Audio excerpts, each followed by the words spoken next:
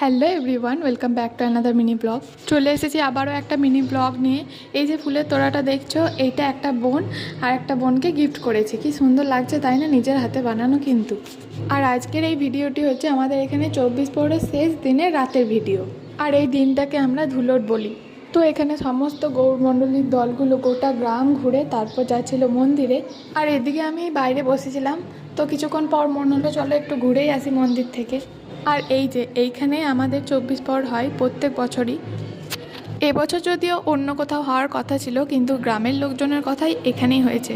কারণ যেখানে হওয়ার কথা ছিল সেই জায়গাটা অনেকটা দূর, আর অতটা দূর বারবার যাওয়া আসাটাও সম্ভব নয়। তারপর এখানে কিছুক্ষণ থেকেই চলে আসি বাড়ির উদ্দেশ্যে, কারণ আর ভালো লাগছিল না, চরম গরম লাগছিল। যদিও এখনও কিন্তু সব কিছু শেষ হয়নি।